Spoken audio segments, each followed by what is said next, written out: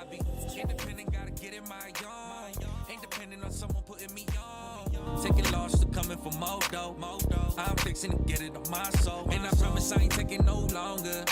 Drama always bringing back karma. Take a setback, bet I'm coming back stronger. If it makes sense, better hope it make dollars. Make it make sense if it ain't then go away. I just wrote another 8, trying to smoke it all away. Gotta have that tunnel vision, I ain't hearing what they say. Steady working through it, I'm just getting through the day. When I was a youngin', used to wanna be a baller. Now I'm getting older, trying to get my money taller. 15 cents, trying to turn it to $1. Swinging for the fence, but then I ain't missing nada. Trying to catch a wave, gotta wade in the water. Watch what you say, cause that's how you get caught up. Better mind your business, that's the way that I was brought up. Been a real one, if I got it, then I got us. I be independent, gotta get in my own. Ain't depending on someone putting me on. Taking loss to coming for more dough. I'm fixing to get it on my soul. And I promise I ain't taking no longer.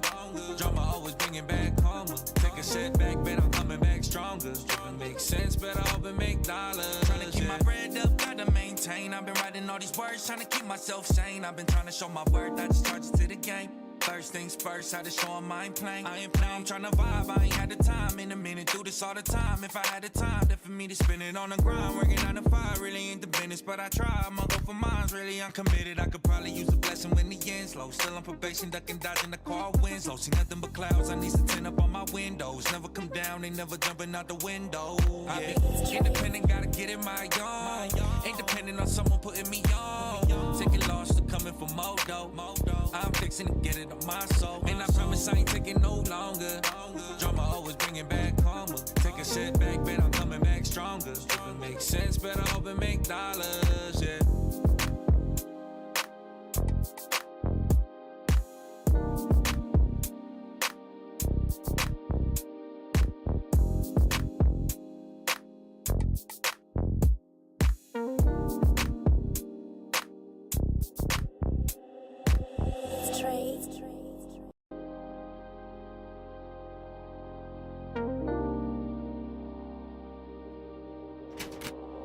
I be independent, gotta get in my own.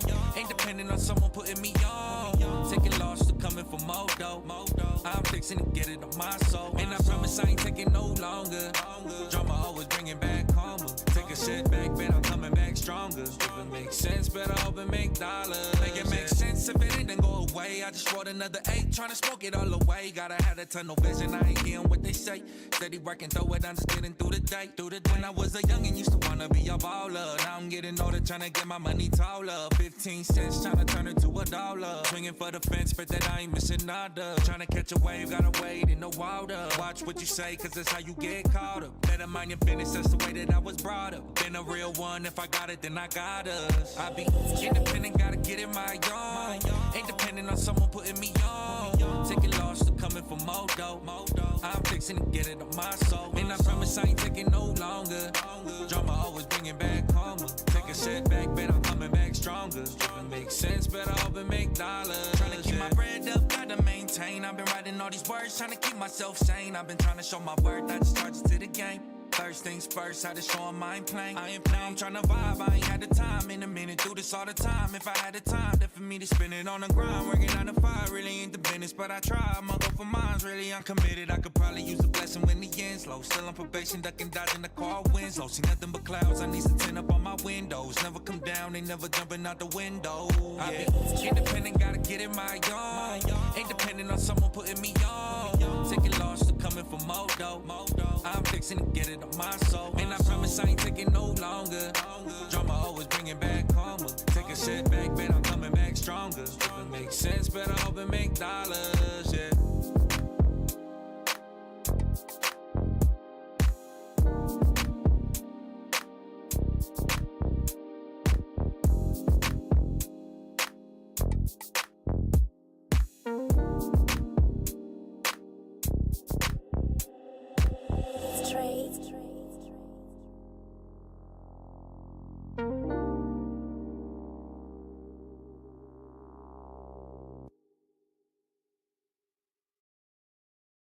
It's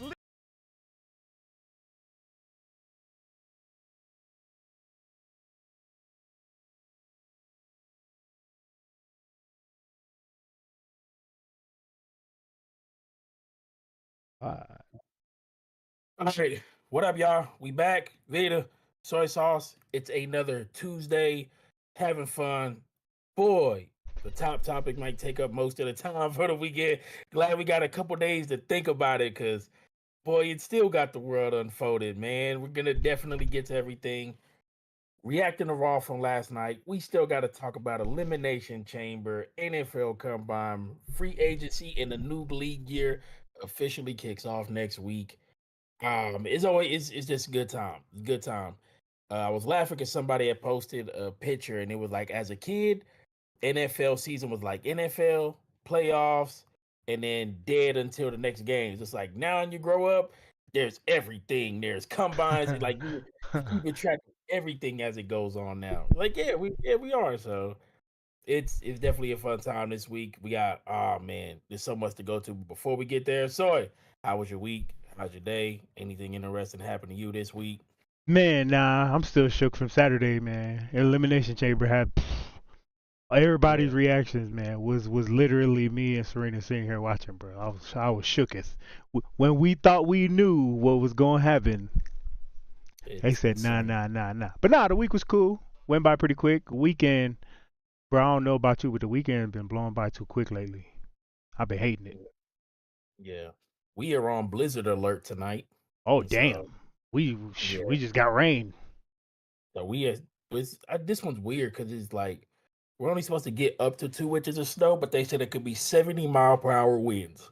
Damn. So yeah, supposed to get a lot of wind, snow, but only 2 inches of snow.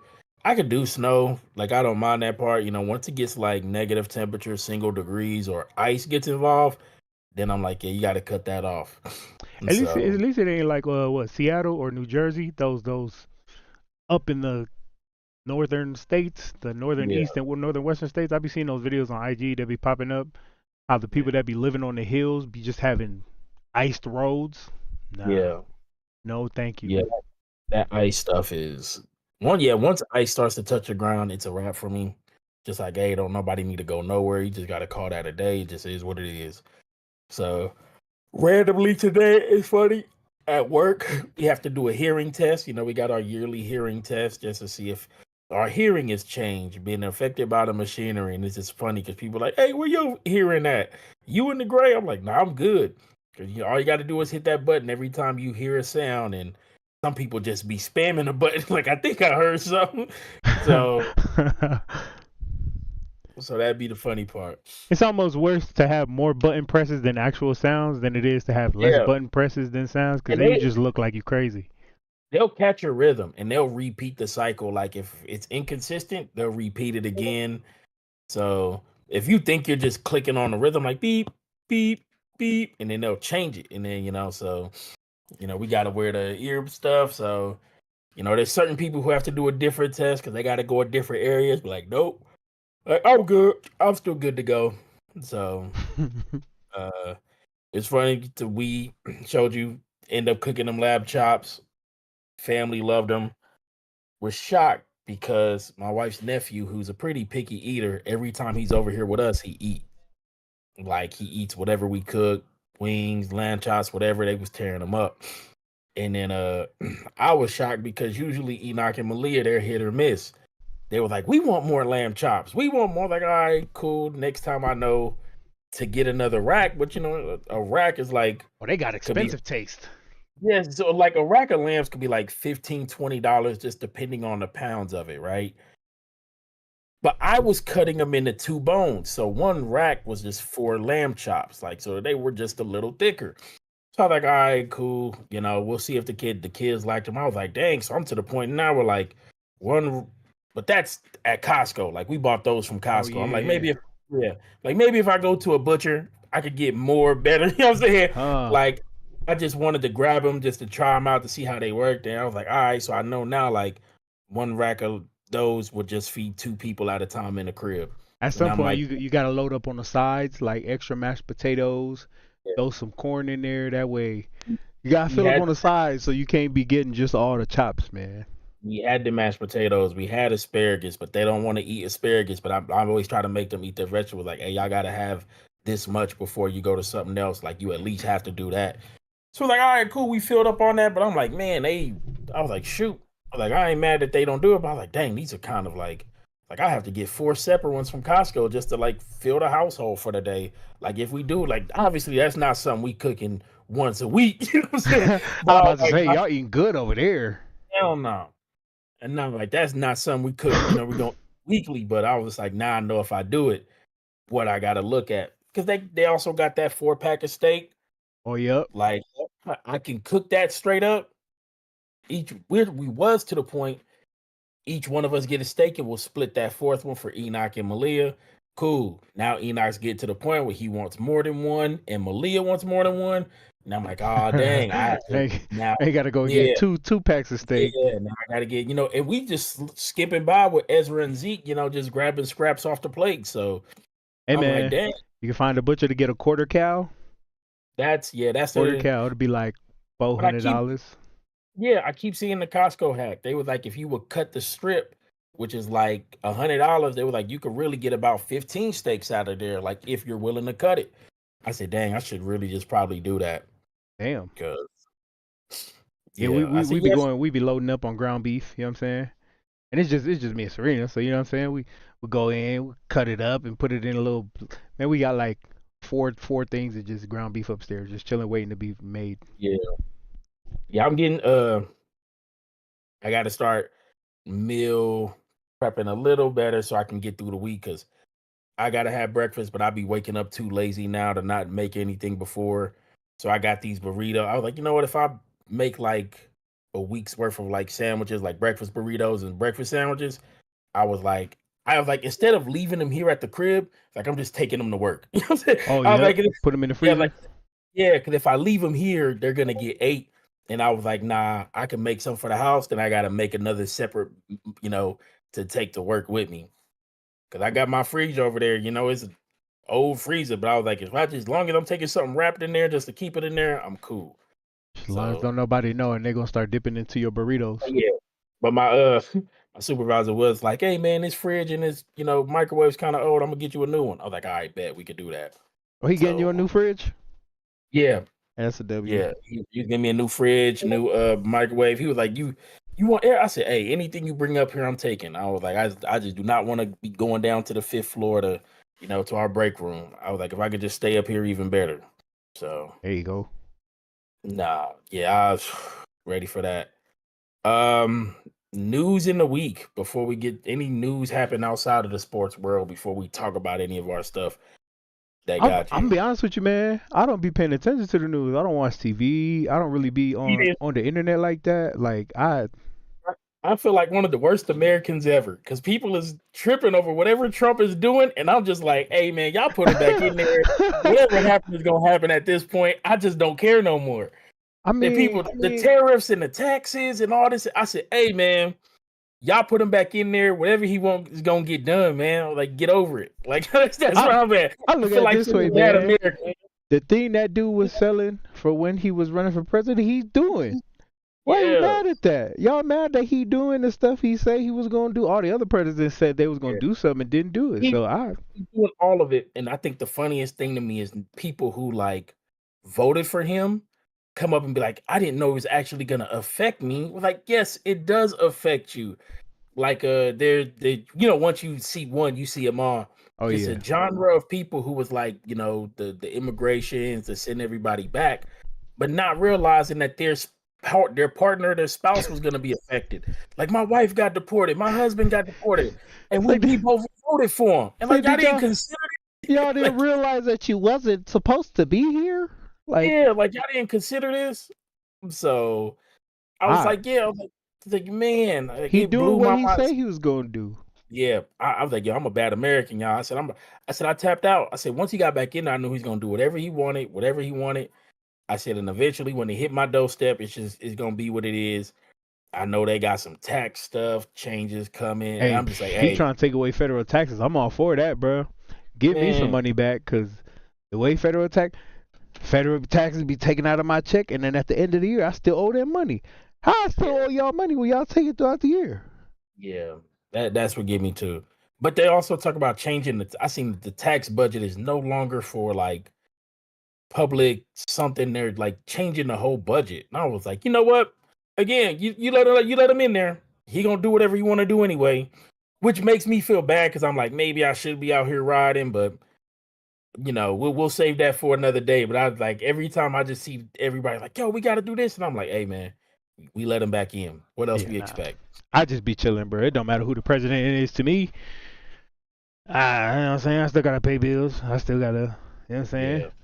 Like we let him back in. That just is what it is at this point. All right, let's go ahead, man. We're gonna jump into Elimination Chamber into Raw, man. Two of the craziest back-to-back shows I think that could have happened. I'm excited because I looked at the ticket price and said, God dang, it's expensive. Raw is gonna be coming to KC April 28th. So that's gonna be like a crazy 2-week period for us. We're gonna go from WrestleMania to the draft, to then Raw will be here in KC. So I'm definitely trying to go to Raw here in KC. I'm like, oh, that's gonna be a week or two after Mania. I should be able to get a good show in. You know what I'm saying? Bro, you know anybody that work at the stadium? No. Damn, I'm about to say, probably get in as a filler. So I looked down at the seat tickets. I said, dang, these is kind of expensive, but we'll see if we can get in there. But man, Elimination Chamber. I had Bianca winning. The reason why I had Bianca winning was then nullified by yesterday's Raw, because I thought Bianca and Rhea should have been the matchup for like WrestleMania. The dream match. Yeah, that was the whole reason why I picked Bianca to win, and then Io wins yesterday. And what a win, too. Which was crazy because that was the only reason why I picked Bianca, was because, like I told you, I felt she was the only other woman being lifted up to be like a physical strength to battle Rhea and can, handle her in that matchup. So I was like, okay, Bianca wins. I'm not gonna lie. When I look at kind of the scope of where Bayley has gone since losing the belt, I don't think I think she's elevating Roxanne and trying to help out some of the younger girls, but she might be in this middle ground. Like, I don't know what they're gonna do with Nia now that Tiff's got the stuff off of her. But like everybody in the chamber, I think is gonna be in for a real good singles run here. Yeah. In some capacity, I think Alexis is gonna have, a big impact in it. I think once Naomi gets back from whatever, she's going to be good to go. Yeah. So yeah, I think what they did was balanced it, right? Because for the longest you didn't know who was where. You knew Nia was up here because she just had the title, she lost it. You kind of knew Bianca should have been up there, but with the tag titles, it's like we can't put you up there with the tag title. Like you can't be up there and a tag title. Like it don't match. Yeah. But I think one thing that made sense to me once Io Sky won, and then I saw Rhea's backstage interview that they post on the socials for you to see, is you need a heel going into WrestleMania. Yeah. Especially with that title. I mean, that whole interaction at the end of that match on Monday Night Raw, it just solidified that it's probably going to be a triple threat match, right? Yeah. Io's kind of been a good guy. Bianca's been a good guy for the longest. When I started, I thought Io was a heel. See, I think that all changed once Asuka got hurt, Kairi Sane got hurt, Dakota got hurt, and it was just Io. And then they went into War Games, and it was like, all right, you're kind of with the good guys, so we're just gonna put you over there. But after Rhea's interview, I kind of feel like they're gonna tap into something heelish with Rhea. Like you can't have three baby faces going into WrestleMania. And you're right saying that, because like I feel like with Judgment Day, she was seen as being a heel. I feel like they moved her on and try to take her in another direction. I think you're right. Like they don't really have one. Like, and they made Liv kind of have to push her into that light, and people are like, hey, y'all forgot. Liv did all this because she turned on her. Yeah, Rhea was the bad guy. Like Rhea was the bad guy who started this entire cycle. So yeah, I'm with you there. I do think they need that. I don't know, but I still look at Jade as the wild card in this. Yeah, because again, just attacking and walking off, we don't know what she's gonna do. Like we still don't know if like Bianca's in the clear. We still don't know like when Naomi, what like any updates on her when she's gonna come back. So I did like how they gave the little teaser of Liv talking about Raquel moving towards the Intercontinental. Oh yeah, with Lyra.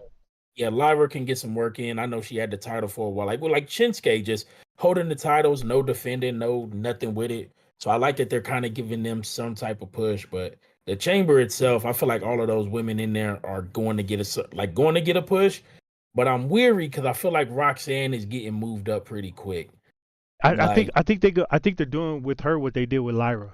You remember how Lyra first came over to the main roster? She yeah, immediately got thrusted into the title picture. At least the title, the title bracket, right? yeah, That's when Becky Lynch was over there, and then they used her because it just made sense performance wise.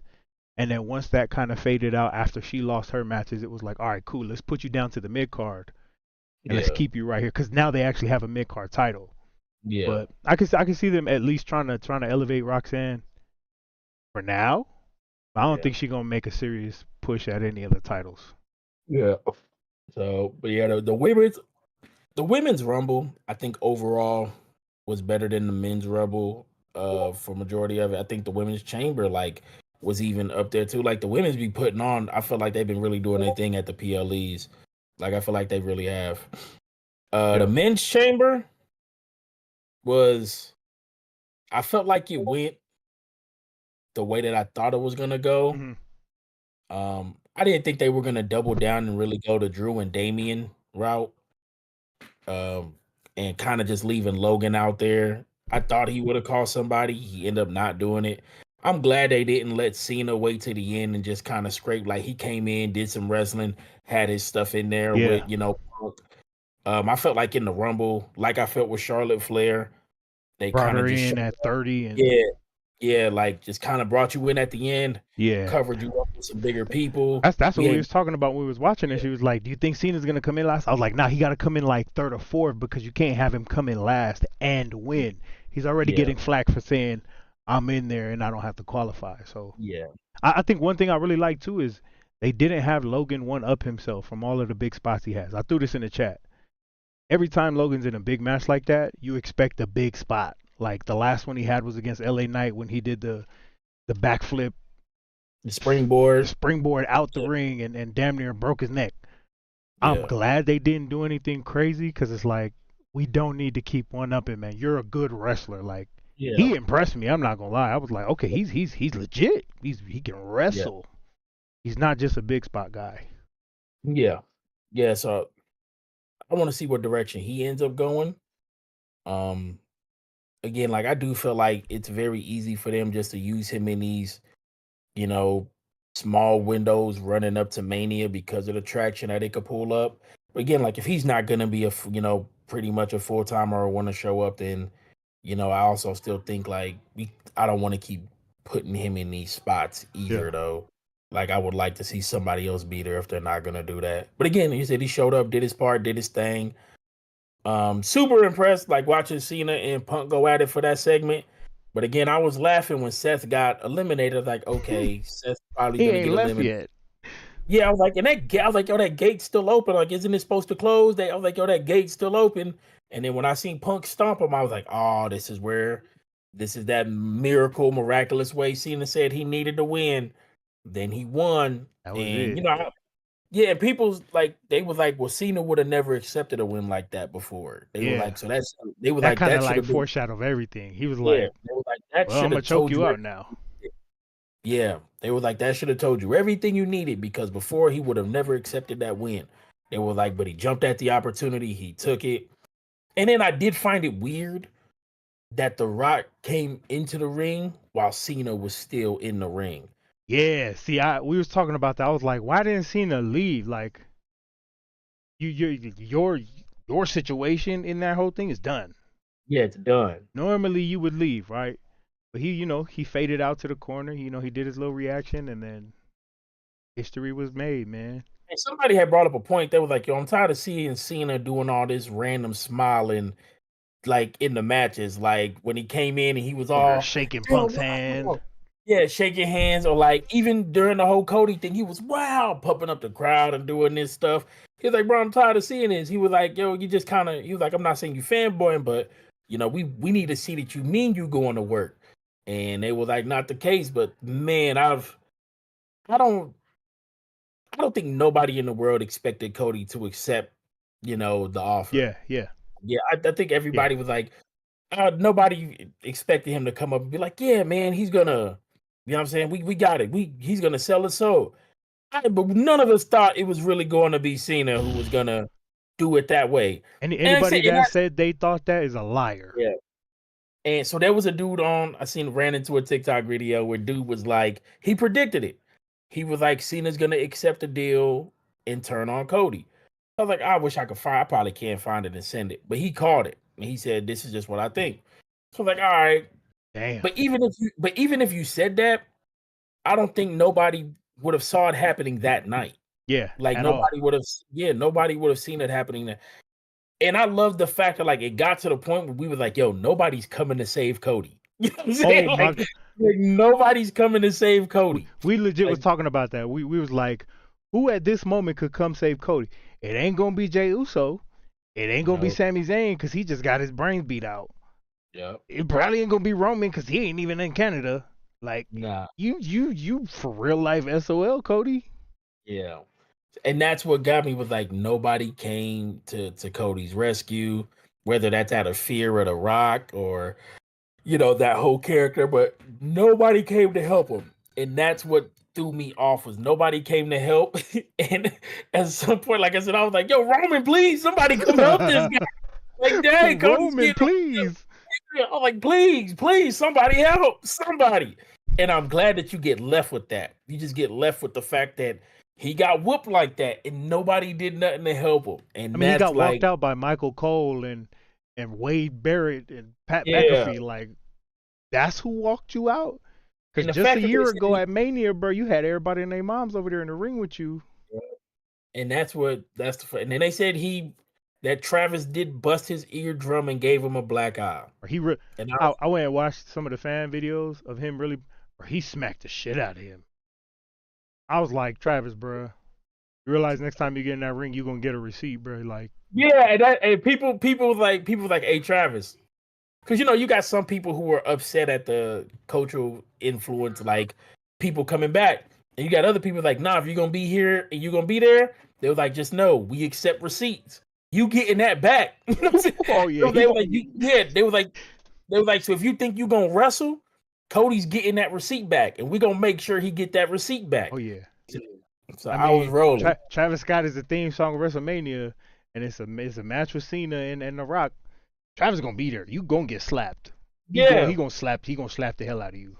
Yeah. So I was just laughing. They were like, "You gonna be in the?" I seen mixed reviews. They were like, "Yo, if you gonna be in this world, you want to be here." They were like, "Just know you got to pay your tax on that." Oh yeah. You know what I'm saying? They're like, "You got to pay your tax." Hey man, match of the night though. For me, Kevin Owens and Sami Zayn. I kept saying this over and over. I was like, they best friends because of all of that. They even said that the barbed wire they use, it wasn't fake barbed wire. It wasn't shaved down. That was barbed wire. Yeah, when you can really make fans feel uncomfortable, you just like, oh, that one dude, he was like, they got a picture of that one dude, he was really hurt, man. He was really hurt. And Owens really sold the Randy return, man. Oh, so man. That's crazy. So yeah, that was definitely mad. I'm glad Randy came back. When he went to go uncover it, I said, okay, that's what made me know Randy was coming back. I was like, he's not gonna do this. I was like, okay, here comes Randy. You're not about to let him get spiked on the cement. Yeah. He almost punted his head off too. Yeah. So I was like, I'm glad Randy's back. See where they go in that direction. Because again, Kevin's still not wrong to me and why he's doing what he's doing. Like, he's not wrong. That's what's making the first time he's wrong is when he did that to Randy Orton. That was the only time he was wrong. Yeah. The attack on Randy. Every other time, it's like you're like your logic's not wrong, bro. Like, you're not wrong. So yeah, that match was crazy. He's the Drew McIntyre everybody loves. Yeah, because Drew McIntyre right too. Like, let's be real, he right too. Yeah, he's right too. They just hate him. Yeah. Into Raw, trying to see if I can remember the CM Punk start off and him and Seth just fighting through it all was good. I'm still trying to understand. What is it? Punk says eventually he's gonna get his hands on Rock and Cena. Mm-hmm. Which is like, okay, you only got a limited time to do it with Cena. I'm starting to feel like The Rock in his last thing from interview, he was like, I feel like we're beyond the point where I have to get into a match with Cody. That I like the dynamic we're at now. And it's starting to make me feel like The Rock in his final boss persona has pushed him away from fighting like that way, and has now pushed him into like he's almost gonna be that devil in everybody's ear for whoever's gonna be going up to WrestleMania. 100%. Like, He's the Vince McMahon figure, yeah, and they're he's the doing it. I like that they're yeah, doing it and they're not hiding it. It's like, yeah, yo, this is literally the Vince McMahon yeah. figure. Like, it is And what it is. that's why I told you I feel like Cena's mindset with doing what he did to Cody was the whole best for business stuff. Cody left WWE, Punk left WWE. Like, there's guys who have left being anti, the company and how they feel. And The Rock is like, nah, we're in a new time. Like, you're gonna be my champion. This is how we're gonna do things. Like I said, just be in this versions of events. You know what I'm saying? So I like that direction. It makes me feel like it'll give a good send off towards the end of, like, I feel like Punk and Cena, even though I want them to be SummerSlam, I feel like Punk and Cena will be his last match. Like, You I think feel so? like, yeah, because I feel like that'll help to catapult Punk into whatever he's got to get to with The Rock, like, and help that down the line too. I mean, So, I think the one thing that's there too is Punk still got that favor from Heyman. We don't know what that is. yeah, We don't know when that's he ever going to got be cashed in. But now that he's getting involved with The Rock a little bit more, starting to see it. Like, okay, now you can start piecing together where that favor is going to come in, if it comes in. We know it's going to play a yeah, role eventually. yeah. Um, to finish that out, whatever Roman does these next 2 episodes on SmackDown, he's not here this week, right? But Not he's next here the week next 2 weeks. in Yeah, I in know their he's got 2 European weeks. tour. Yeah, so he's got 2 weeks where he's on there back to back. And I'm like, whatever they do there, like you said, it might be the year that they go without him. Um, I do feel like I don't want to force him into no triple threat stuff or nothing, man. Yeah, same. I feel like this is like with Rhea. I feel like this is the time to send them into another direction that could help other people out, like, Mm-hmm. and help bring other people up. Like, we still know people are gonna still want to see Roman and Jacob and still kind of see the clarity with the solo situation. So I still feel like there's meat on the bones there with the bloodline to be figured out. I still think there is a closing chapter to Roman and Rock because even though they might not get the match, we don't know. Like, Yeah, I mean that might be I feel that might be Mania 42. Like, yeah, I'm looking at it one of two ways when it comes to Roman. Is you got Seth and Punk in the cage match on Monday. I think Seth wins that one, right? That puts it at 1-1. And then that'll either set up Hell in a Cell for Mania, or if Punk happens to win and it's 2-0, you got Roman coming back, and then it turns into you double stomp me twice on the yeah, floor and then in the on the steel steps. You gonna have to see me. yeah, So it's like that's the two things I'm looking at when it comes to Roman is, are you involved with the Seth Rollins thing and do you close that chapter, yeah, or do you just, because I'm tired of, I can't believe I'm saying this, but I don't think Roman needs to be a part of the bloodline situation. I think Solo and Jacob can figure that out. That's gonna be on those two. yeah. I don't want to. Well, maybe I need to go back and look at his comments, but I don't want to remove his obviously the tribal chief bloodline influence that he has. But I did, and I don't know how relevant this is, but I did see him mention something about the um the big dog character is dead. Mm-hmm. And I That's don't who he feel like that. was Yeah, before the whole tribal chief bloodline. That's when they was trying to push him as a face, and it just shit just wasn't working. yeah. So yeah, I'm definitely I think the picture will be much more clear once I feel like once we can see exactly what Roman's gonna do the next 2 weeks when he comes back. So yeah, but I also think Cena has to pop up sometime between now too. Like, I he just can't he can't just pull the "I'll see y'all at Mania" thing. Yeah, I think he'll be there for the European tour. Same He around should the be. same week as Roman, so he won't be there next week for the Rollins and Punk thing. Because I think that's what they're gonna highlight is Rollins and Punk. That's gonna be the Yeah. highlight of Monday Night Raw, and they're Yeah. gonna go into SmackDown and we'll see. Ooh. Yeah. All right. Any final thoughts on Raw recap, Chamber, anything? I like that they're setting up some sort of fatal four way with the men's tag on Raw. You can just see that coming, or not on Raw, on SmackDown. On Raw, I like the War Raiders doing what they're doing.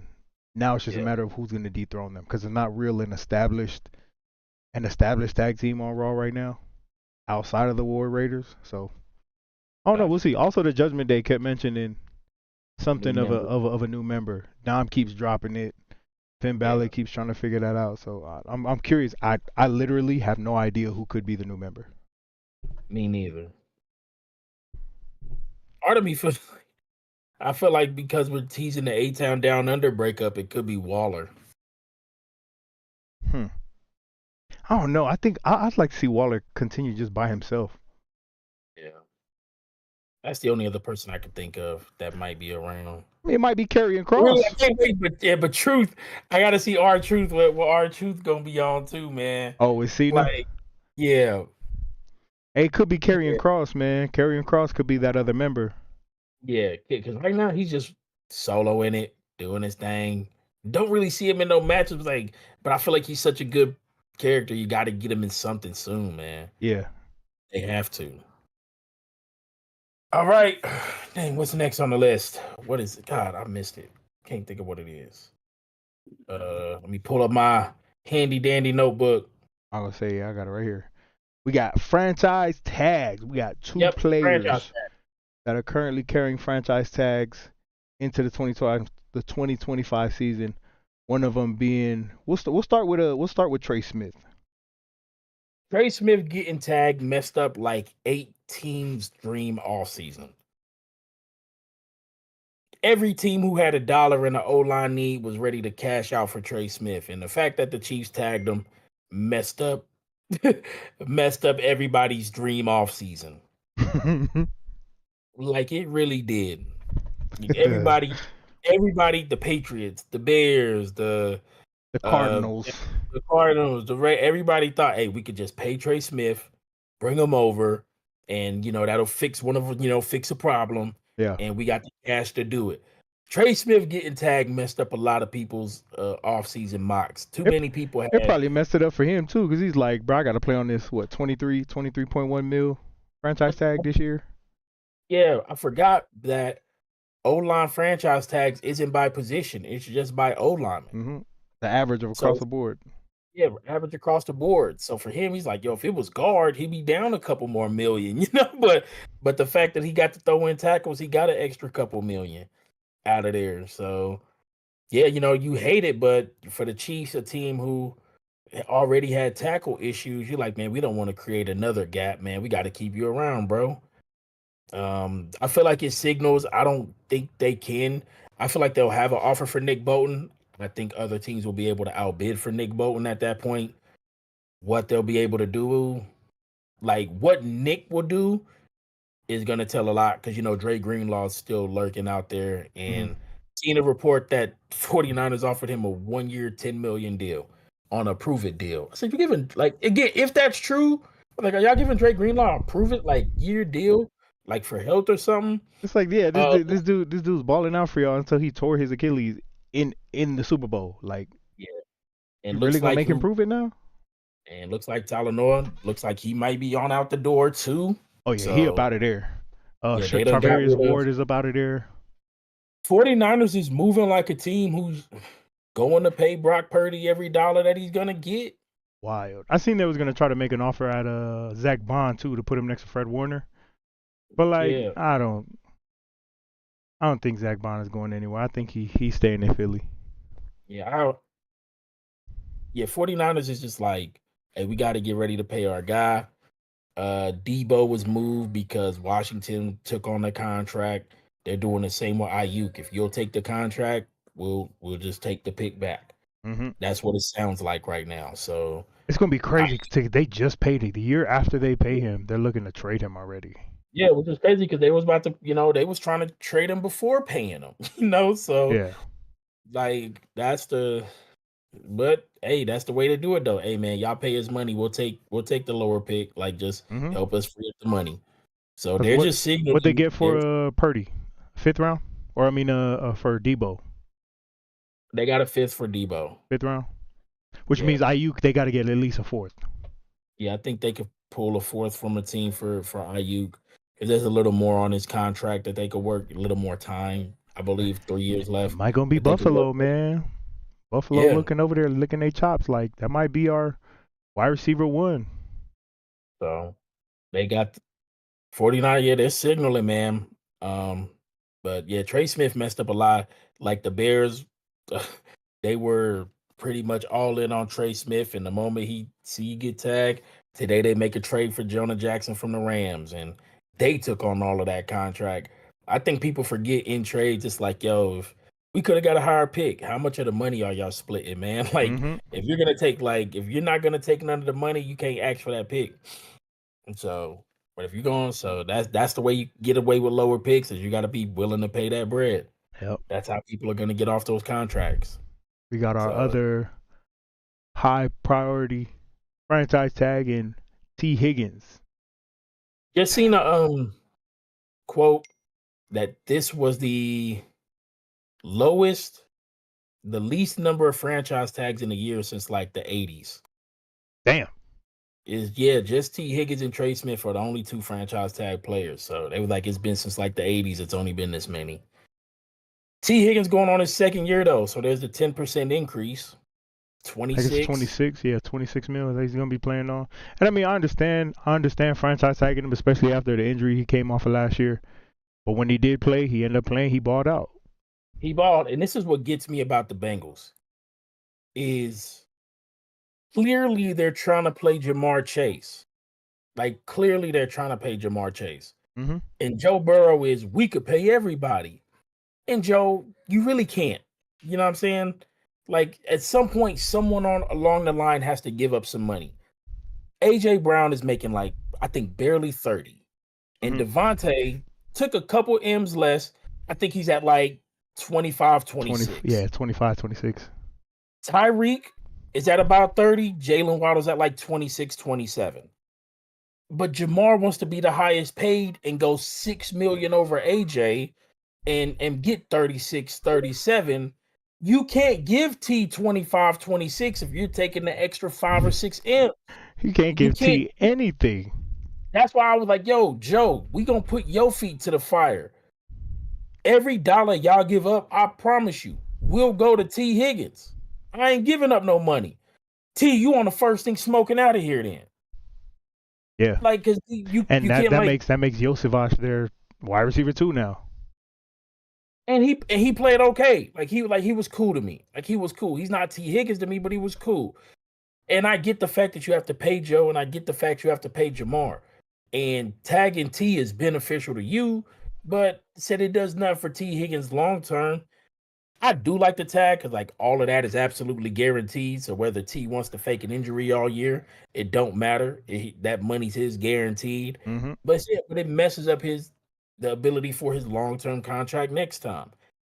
And that's what gets me about the Bengals situation specifically, is Jamar is not letting, it seems like he's not letting off of being the highest paid, but Joe is screaming we could pay everybody. Yeah. And you can't have it both ways.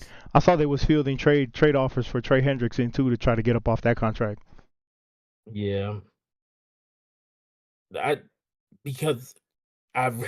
it's really just starting to feel like it. The fact that they're so hell bent on making Jamar the highest is what's gonna eventually screw them in the long run. Like, because we know what they are, but like, bro, like if you're gonna make sure that you're that, you guys have to draft well and people have to be healthy and you have to scrape from the barrel. Like, you gotta leave some on the table to go around. Yeah, So, I don't know what the Bengals are gonna do, man. I mean, they're obviously gonna keep T. Higgins for the year, which we know. But does that help them address some of their O-line issues, which is an obvious issue for the past 3 years? Basically, ever since Joe Burrow came into the league, it's been an O-line issue. The defense is what it is. You can only do so much on defense when you're always on the field, but but they've let people. They played the tag game with Jesse Bates, didn't let him go. DJ Reader, big dog in the middle, he goes to Detroit. And then some of their drafts, Jordan Battle, I thought he was gonna be nice. I'm missing on the DN guy that they drafted that was supposed to kind of step up. Like they, still younger dudes who can still grow into their, spot, but some of these younger dudes haven't, popped off as quick as maybe they would have liked. Maybe it can, get all together. And you could find yourself with an O lineman this year, and you could find yourself with a Cameron Williams or a Kelvin Banks who might be in your area and they can help solve some of those problems. But signing people is just going to be tough. Yeah. And I mean, I think they definitely got to be conscious in the fact that like Joe ain't young, bro. He's No. You know what I mean? He's not a young quarterback. You're only gonna get this kind of play from him for so long. But we'll see what happens, man. I think what I think is gonna eventually happen is I'm really starting to lean that way. I think I don't think T's gonna play for them. I think they're gonna move off of him because I think that realization is really gonna have to hit him. Like Jamar's not moving. He wants to be the highest paid. We're gonna move off of T, and somebody will mess around and give you, a second, maybe a late first for T, if you can do it quick enough. Mm-hmm. So the more I thought about it, the more I'm like, I would put my money that T does get moved. I'm surprised. I'm honestly surprised with how deep the wide receiver class this year that they didn't move off of him sooner. Yeah. Like I mean, who knows? Especially what goes on in those GM rooms. We all saw the Giants get exposed for the Saquon situation, and I think everybody just holding their cards close to chest to see what's gonna happen. And that's what got me too was Dallas franchise tag Odigizua, right? Mm-hmm. Like yesterday. Then they got a full-term deal done like today. And one thing I'm noticing is if a team really tags you with the intention of getting a long-term deal done, they will do it. But if you get to training camp and they don't got that deal done, they have no intentions of signing you to whatever deal that you want to do that doesn't benefit them. I watched Brian Burns do it. He was the team player, did everything, showed up, and Carolina was playing with his money. And I feel like the Bengals is doing the same thing. I feel like with Jesse Bates, like anytime a player just does the team thing and be like, all right, I'm gonna still show up, do my work, they don't get that deal from that team. Like you have to put their neck to the fire, be like, I'm willing to sit out. Remember, like 2 years ago, Chris Jones missed the first couple games of the season for the Chiefs. Oh, yep. Because he was like, no, I'm not doing this. He's like, y'all gonna pay me. Yeah, and he was sitting in the stands. Like you have to put their feet to the fire and be like, no, I'm not doing it. So I seen CD also restructured his deal to give them $20 million cap room to go into free agent, especially after Zach Martin announced his retirement. And I think some of that too, to me, I think I don't have no problem restructuring a player who is going to be around. Yeah. But I also think in order to properly restructure them, like you have to have that cash on hand just to go ahead and pay them. Like you have to just give them that money now or give them that money later when they're not on the team. On the back so end. I ain't gonna lie. Jerry probably got 20 M's laying around. Oh man. Yeah, CD here, bro. I gotta give you a signing bonus or something. You know what Jerry looking at now too though, is he's looking at Dak's contract and he's just like, and we probably messed up with this one. So hey Dak, we're gonna need you to restructure too, because he still gotta pay Micah. Yeah, we gotta pay Micah. Micah still needs money. I don't think Micah gonna be there long term, personally. Yeah, they still gotta pay Micah. Something has to happen with Micah. So we don't really know. So that's the crazy part. So yeah, I don't think Micah gonna be there long term. Yeah. I'm glad that the tag gives them guaranteed money, but I'm like, if you really want that deal, the moment they give it to you, make it clear you're not showing up to nothing. Like, make it absolutely clear. I will not be there until I got my deal done. Oh yeah, and I'm willing take the Chris Jones approach. Yeah, I'm not showing up. Saquon also just got paid 2-year extension a year after signing a 3-year deal. 2-year $40-something million extension. He'll be there for the next 5 years in Philly, which Told is people, I said, man, yeah, Howie's my role model. And if Howie will pay a running back, then other people can pay a running back. But learn to build your team up. Like, it's literally the polar opposite. We did it with McCaffrey. The Giants did it with Saquon. The Titans did it with Derrick Henry. Like, when you have these dudes, grow your team at the same time. You know what I'm saying? the Browns with Nick Chubb, who's now just a broken running back. Like, and I understand, like, which is the bad part is these dudes are so great. They keep you from being as bad as you really are, you know, because they make up for stuff. But like, it blurred that line of what a great running back was to a good one, man. And I don't want people to realize like these were two running backs the last 2 years who were on dookie teams, who the moment they went to good teams, both of them made the Super Bowl. Yep. And I just Teams don't want that were already built up, like a running back. I think that's gonna get paid this year. Is probably he was just over on New York. The hell's Brees Hall? No. The Giants. He was a replacement for Saquon. Why I can't think of his name? Tyrone Tracy? Yeah, Tyrone Tracy. He came out of nowhere. He came in bald. Yeah. And don't get me wrong, I think there's a lot of I don't think there's a bad running back in the league. I just think only certain ones of them you can just hand the ball off to. You know what I'm saying? Like, hey, bro, we can't ask you to do nothing but give you the ball. You could give us the yards we need to get. But you know, once it come to pass protection and being in the pass game, I think that's what separates a lot of them. And you got the few like Barkley and CMC and Kamara who can do it all every single down. You know, so you know, a lot of the guys they don't develop that. I think one of the teams that hurt the running back market was the Chiefs over these last 5 years. For the fact that they took Clyde Edwards-Helaire in the first round of the draft when he was in the draft. Didn't really do nothing with it, so they grabbed a whole bunch of backups, right? Like they did it with who was it? Pat's touchdown year was with a second, third year Kareem Hunt. Yeah. Like, and Kareem had 1,500 that year. Like Kareem was a killer. That dude was a top back in the league at that time before he got into his mess. So like they was running it. So I'm glad Saquon got his money. I'm glad some of the running backs are getting their money.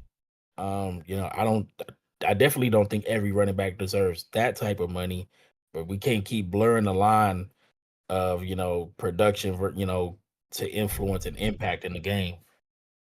So yeah, but 2 tags, T. Higgins, Trey Smith. Trey ain't going nowhere.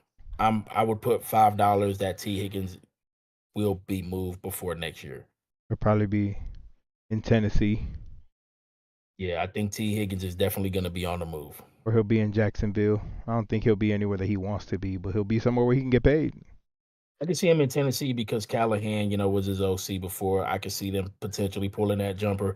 I could see the Patriots pulling that jumper. You know, Vrabel's been very big talking about, I need a guy on the outside. So they don't really have anybody outside of rookie from last year. They got Kendrick Bourne, who's been injury prone. Jalen Polk out of Washington. So yeah. All right, NFL Combine done, in, out the way. This is interesting class. The decent amount of top people didn't perform. James Pierce Jr. went there and did what I expected him to do as D lineman. You know, fast. I think it was a 4.49 or something. Fastest time for the D lineman. Looks silky smooth at all of his drills. He was the guy I was focused on because beginning of last year he was, you know, number one dude on many people's boards. 4.47. Now he's floating, but I think he has the biggest range of D lineman because some people probably can still believe he's everything he was, and you might see him go top 10, or I can see him end up falling towards the back end because people, you know, they're being critical about his size. I personally wouldn't, but brother's explosive. I think I could trust what I've seen from him. The cornerback class moving. I think there's about 5 really good running backs in this class that's going to be elite. And receivers, man, I wish Tet would have showed up and ran, you know, just to run. But sometimes they be getting it. My guy, Isaiah Bond, who was talking about he was going to run a 4.1, 4.2, brother still ran a 4.4, but he had the highest miles per hour in it. So he got like over 24, but somebody was like, hey, he had a real bad start. Like his form and all this stuff was bad, but he Yeah, he was like was. stumbling at the beginning. I was like, dang, it was like, man, but you can't come up there and say that and still not be, at least in a 2 area, bro. You know what I'm Bro saying? ran a Low for 4.3. 4.39 official, but come on, bro. Yeah, yeah, like you got to be closer to a 2 than a 4 in that range, man.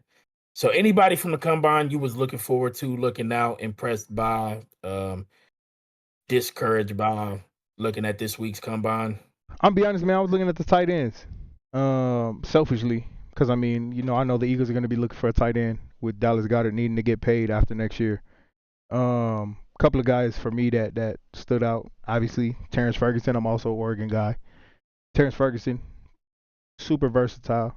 I think he'll be somebody that's able to come in, and I don't want to go out there and throw names around like Brock Bowers, but I think he's able to do some of those similar things. Real lengthy, got great hands. Couple of other tight ends, Mitchell Evans, out of Notre Dame. Obviously, that's one everybody's looking at. And then I was looking at the D tackles, man, because again, selfishly, for the Eagles, looking at D tackles for something to fill in. Derek Harmon, another one out of Oregon. And then you can never ignore the Georgia guys, right? You can never ignore the Georgia guys. Any Georgia defensive player that's been drafted to the Eagles, again, have been making an impact. Terrion Ingram-Dawkins, Derek Harmon, again, a name that keeps coming up to me. I intentionally watched the cornerbacks because how you had a lot of praise for a lot of the cornerbacks out there, and man, a lot of them just look super. They look like hybrid cornerbacks. Like something about the cornerbacks in the last 3-4 years, where you either have that one standout like Christian Gonzalez, and you got a bunch of other stiff corners. This cornerback class is super fluid. And that was crazy to me. I'm looking at it like, this is going to be one of those either generational defensive cornerback draft classes, or they're going to be solid role players across the board throughout their careers for sure. But a lot of great corners. Fluidity is something that keeps coming to mind when I was watching all of their combines. Barron from Texas is like the hottest riser right now in the DB group. Because brother plays every position. He's on the outside. He's on the inside. I think he'll be used as such. Brother does give me, McDuffie, Cooper DeJean vibes and what he can do as a playmaker. But like Will Johnson, Ben Morrison, and Ravel all getting hurt, and these were top 3 dudes who were like supposed to be top 15 picks before they all got hurt, and now has the question marks of like the injuries and testing. Them dudes can, man, like again, people can still just take them, or they could fall too. So because of their injuries, I feel like it opened the door for Barron and other guys to shine and show who they were. Trey Amos is getting love. Thomas from Florida State is getting a lot of love. So like this corner class might turn out to be a really, really good one. The D-line class, I think there's a lot of really good players who I'm like, I could be confident they'll be depth players, some of them starters, but it's like I struggle to I think people are easy to pick Carter to be a star, and then after that it's like, who's the next guy we think could be a star? And all of these dudes have something that they could potentially be great at, and then that's it. So like right now, Shamar Stewart's getting a lot of love because he tested out like a freak. And he's this big old fast, strong dude with the amazing broad jump and all this. And people are throwing him up, and they're like, "My brother had 4 sacks." You know what I'm saying? Like we need the production to match the potential. That's where to me the combine always does this thing where it's like it gives you this false sense of like, man, they're measured, their measurables, their performance, it was amazing, and then you go look at the tape, and it's just like it's not translating, man. Like. Yeah. And you say this all the time, like, don't make it harder than it is. BPA, man, trust the tape, trust what you've seen, trust the experience. If they balling out on tape, but they don't do what you expect them to do at the combine, go back to the tape. Go back to the tape. You got to. Yep. So I think Georgia's got their pro day on the 12th. Jalen Walker announced today that he won't be at the pro day performing, that he will have a private pro day on April 17th, which will be, like a week before the draft, which is, I think, one of the smartest things for himself to do because he gets to kind of steal this last minute shine right before the draft. But I think the only thing that does is it's going to highlight Mikael Williams even more for Georgia because that dude is a huge freak, bro. We know Georgia keeps putting out these but that dude is, I think he's barely turning 21, super big dude, just literally felt like he swallowed people's up on tape off the edge. And brothers, but you could tell he still needs some time to polish up and get better. But when it comes to Jalen Walker, this mastermind chess piece, you just move around. I think he's going to be one of the dudes who's better going forward. Just kind of sending him blitz packages, keep him, spying anything towards the backfield, try to prevent him from being in coverage. But I'm starting to get worried about him because the only team I'm seeing him tagged to at the top is the Panthers. And I feel like that's a problem because now I feel like anybody is tagging any defensive player to the Panthers, and it's almost like this team needs defense. Let's just put anybody there instead of being like, nah, this is clear cut a guy who should go here if he's here. Right. They to get some actual fits for the actual team. See, that's another thing that gets on my nerves too. Is they put him there just based on the holistic need as opposed to look at the defense they run, look at the offense they run, make it make sense. Don't just throw them there because they need that position, right? I've seen a bunch of different DNs and D tackles get drafted to the Eagles on mock drafts because it's they need that. They might lose Milton Williams. They might lose Josh Sweat. So let's put him here. It don't make sense, man. Yeah.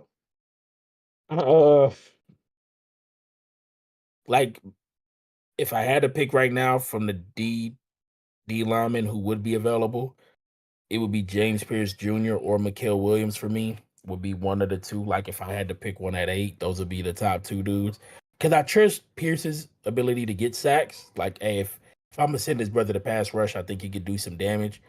And I would really pull the jumper on Mikael Williams' size and speed because I will put my money on he'll be a good run defender no matter what. Yeah. So I'll take that. If we got to work on the pass rush stuff, okay, but I also don't have to risk you being a bad, run defender in the process. I think you'll be a good run defender from day one. So those are the two dudes who I like and I'm looking at there. I still really like Will Johnson, corner. He's the only corner I would consider there. I've become more of a Tyler Warren guy along the process. I really like his game. Coastal Loveland too. Like I said, I think those are the only two tight ends who I think at the end of the day might really become something out of this class. Mason Taylor is I think he'll be good. He's the high risk dude to me. Not high risk, but he's the dude I'm hey, you get him later and be yo, how we let him fall? I think Mason Taylor's gonna be the dude. So I like Nick Amonwori from South Carolina. Nick, just absolute athletic, bro. 6'3". What do you run? A 4.3, 4.38? Yeah. Bro's just an athlete. So it's I'll be interested to see where he lands and where he gets put on the field because he's just one of those freaks, man. You look at him, you can almost put him anywhere that you need him to be able to make an impact. But I want to see what where he lands and how he makes an impact. Yeah. Yeah, he's and Makubu, Texas safety. I feel like he's a center fielder if you can allow him to just play back there and roam. Yeah. I feel like he can cover up some state. Don't sleep on Malachi Starks either, though. Something tells me Nick might land in San Francisco. Yeah. 6'3", you 6'3" as a DB. Man, his combine got him shooting up the boards. A lot of people liking him more because they see nah, this athleticism is real. So yeah, that's it there. Free agent. Wishlist. Prediction. Yeah, Wishlist. Let's go. Yeah, we did predictions last time. for next time you see us free agent, well, tampering period will have started. So that'll be next Monday. Nothing is official until the 12th. So that'll be next Wednesday. So on Monday, we'll get to start to hear rumors and reports of who is intending to sign where. You know, even like the Washington deal with Debo, they could pull out on that and somebody else come with something better. So, what is your wish list? I do think we need to. 2 seconds. I need to run down here because I keep hearing the kids scream. Let me check them. Yep. For me, y'all, outside of let's just call it Zach Bond, right? Outside of Zach Bond, and this is for the Philadelphia Eagles, in case y'all didn't know.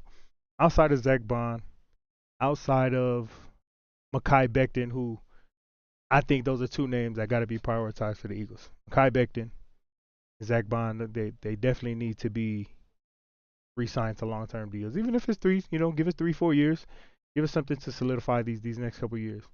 My wish list starting at number 1 is gonna be Milton Williams. He tackle, 26 years old. He had a hell of a Super Bowl.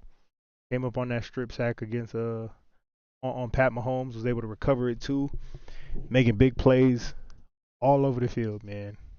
Run stopping, getting pressure on Pat throughout the whole game. I think he had a couple sacks. But as everyone starts to key in on Jalen Carter, Milton Williams, if he comes back, is going to have a huge opportunity to be able to have a whole lot of one-on-ones, especially depending on who they put on the outside with Josh Sweat being gone, unless he takes a lower deal. Who knows? But my other on the free agent wish list is probably going to be either Carlton Davis or Charvarius Ward. Charvarius Ward already said that he wants to be out of San Francisco because of the situation he had with his child. He don't want to be reminded about that, being in San Francisco over and over and over. But Charvarius Ward, solid corner. He'd be coming over to essentially be cornerback 2, cornerback 3. Right? You got Quinyon Mitchell, who's going to be that lockdown on one side. You got Cooper DeJean playing the nickel, and I think he should stay there at the nickel. Did a hell of a job last year. And to be able to put Charvarius Ward on the outside where Slay used to be will be dope. I'm also somebody who said quite a few times that Isaiah Rodgers coming back would be dope too. Anytime Isaiah Rodgers had to step in for Slay because of injury, which was quite a few times, he stepped up, forced the interception on Joe Burrow in that Cincinnati game. They tried to throw deep the first play that he was in, throw deep to Jamar Chase. He tapped it over into CJ's arm, so made a lot of big plays. He almost had an interception in the Super Bowl too, so that would be dope if we were able to bring back Isaiah Rodgers. But to catch Vita up, man, my 2 players who are on my wish list outside of Zach Bond and Mekhi Becton, because those 2, I've been saying this ever since the Super Bowl ended. We need to prioritize signing those 2 guys. My first one is Milton Williams. Milton, man, going to have a whole lot of one-on-one opportunities with Jalen Carter being keyed in on this upcoming year. He is going to be demanding a whole lot of money, and I don't know if we have that money. We freed up a good amount of money releasing James Bradbury and releasing Darius Slay. Yep. But the first one is going to be Milton Williams. The next one for me, I went over these 2 names. I'm probably going to switch up one of them. It's going to be either Charvarius Ward or DJ Reed. DJ Reed coming out of New York, he's already going to have something to refer to in Becton, to be like, hey man, we both came from the Jets. What's that look like over there? Is it worth it? Yep. Obviously y'all won a Super Bowl, but what's the vibes like, man? I think DJ Reed will be dope to be able to replace Darius Slay, but I've also said this before too. If we can pay Isaiah Rodgers to keep him around for another 2 years, do it. Do it. He was a dog in Indianapolis before he got suspended. Anytime he came in for Slay because he was hurt, he made a big play. So those are my names. Free agency wish list for the Eagles. For me, I keep Wharton. Adding to the D line before we get to the draft would help to me. So KC Ward. I didn't know Milton Williams is only 26. Mm-hmm. I didn't know that. I don't know why the brother feel 34. He got 34, 35-year-old vibe. Yeah, so and I heard a report that Carolina's in on him. Like, I guess he's going to be one of the people they're going after. Adding somebody to the D line before we get to the draft, so that it doesn't have to like force us to go D line pick. Wharton from KC, Milton. I don't feel like we can give Milton the bag that he might end up wanting, but I do feel like they'll be after him. And Javon Holland are the three guys who I'm looking at. I think Holland will do good things for us. Those are the three like big names I'm looking at. I would love to pull a jumper on Greenlaw. I would love to pull a jumper on Dre.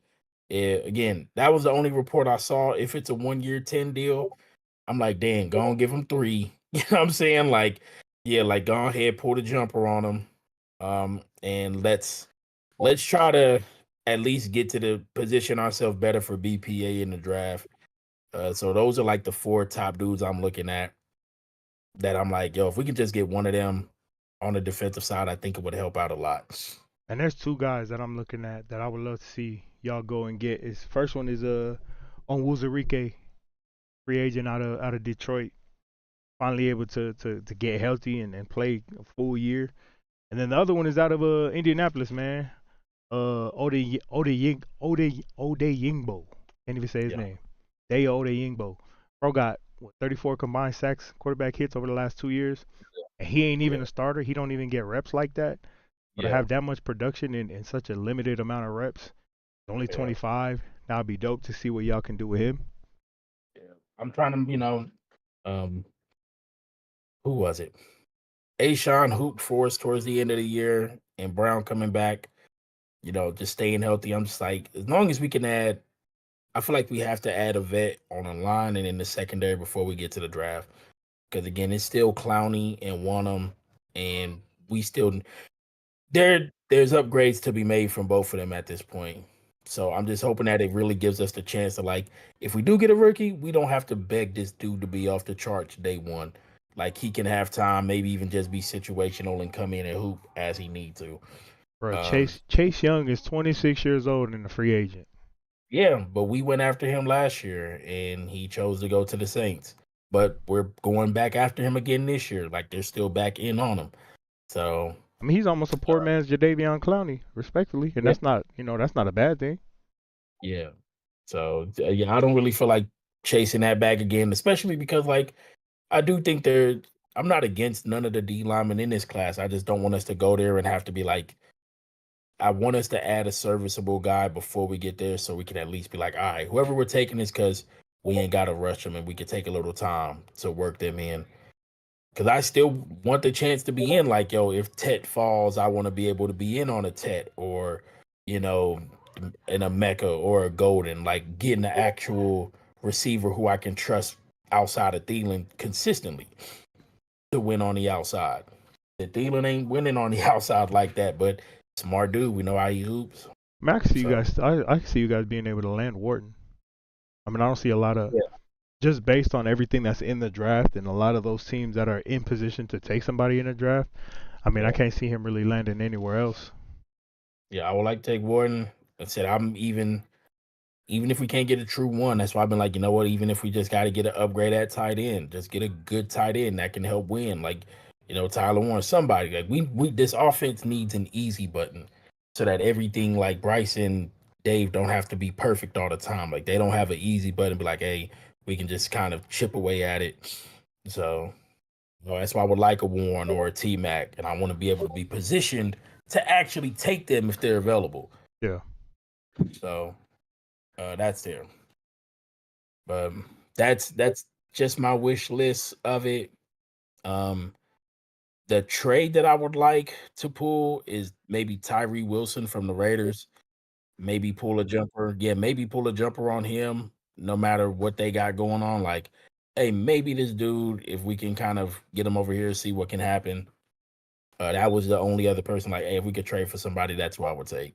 You guys will try to go after Joshua Palmer to give you some speed on the outside on offense. I don't think they're going to be in on Palmer. I think they'll be more in on Darius Slayton. Damn. Yeah. That on Darius Slayton just feels like the name we're going to end up with. He does seem like a Carolina name. Yeah. So I've been kind of like checked in Darius Slayton is the guy that we'll probably end up with if we can add a receiver this year. That's why I'm hoping at least defensively we add a couple pieces. So there's the hope that we can grab one of them offensive dudes in the first round. Because I do think there's still going to be a decent amount of defensive guys available in the second that can help out. So, but that's it for that for this week. Been getting in and out clean consistently, feeling good. Next week, we'll be live, which will technically be right before the official year kicks off. So we should have a decent amount of free agent signings already locked in. We'll get to see what SmackDown after Chamber looks like and another Raw after Chamber looks like. Oh, yep. I'll try to have some reels up for y'all so y'all could see some YouTube reel or what is it? YouTube shorts. I'll try to have some shorts up for y'all so we can start getting some traction on that end too. I can promise you this: we will be live for WrestleMania. I know that much. Oh yeah. So, yeah, this time we've just I was caught up, but I will be like I'm making sure I'm not working the day before or after Mania. I'm taking off because then going into that next week, we're going right into the draft. So that's gonna be a big week for us. We got the weekend, Saturday, Sunday Mania. Then we come back Thursday to John O'Neal challenge. Back-to-back winners 2 years in a row. I feel like this year I'm probably gonna lose. I don't know nothing about this year. They give you 10 right. I'm not confident in nothing. I don't know. This is Cephas' year. it might be because the last 2 years I was confident because it was real obvious who all the teams needed. It was just a matter of matching the name with the team. You ain't have to get too crazy. This year, outside of like Travis Hunter, bro, like we could all be drinking them first 10 picks. I'm gonna do it again this year. I got by last year because I got my drink and we take our shots, but I ain't been buying the big bottles. I know I got about 12 wrong before my bottle is gone. So I know I might go have to do that too then. Go get one of the little ones. Yeah, like just from the little moms with the $10 bottle. So I'm like, okay. After about 10, I'm like, oh, I'm done. Like even if I get it wrong, I don't got nothing else to drink. Exactly. I'm taking that route. I still got some leftover from last year too anyway. So like I might just try to finish that. He had that big old bottle. He was taking full shots too. I'm over here. I'm taking a little half shot. Like he was pouring his full shots. I was like, hey yo, you're gonna be twisted after two trades. It's over for you. Yeah, I was rolling. I said, hey bro, I'm not. I said, I get my same little bottle. We doing the whole first round? Huh? We doing the whole first round? Whole first round like normal, man. Whole first round. Damn. So yeah, might have to go find something tasty because I'm on the Crown Apple. I'm on the Crown Apple Hennessy, and I'm have my lemonade. That's what I've been doing. I'm sticking with it. I'm gonna grab some Terramana. Yeah, and I'm gonna keep my I'm this time make sure I got my box of Church's chicken with me. Oh yep. Yeah, I'll make sure I got. I'm gonna have to have some food too, cause man, we gonna be good to go. All right, everybody. Thank y'all for rocking with us. We will be back next Tuesday. League year will start. NBA is just mercy, man. NBA. Kyrie just tore his ACL, man. Dallas is cursed. Yeah. Dallas officially has the Indianapolis Colts curse. Yeah. So that's crazy. So yeah, it's gonna be bad. All right, y'all. We'll catch y'all next week. We should have a lot of free agent signings by the time we come back, so we'll be able to recap all of those. Vita, Soy, we out of here, y'all.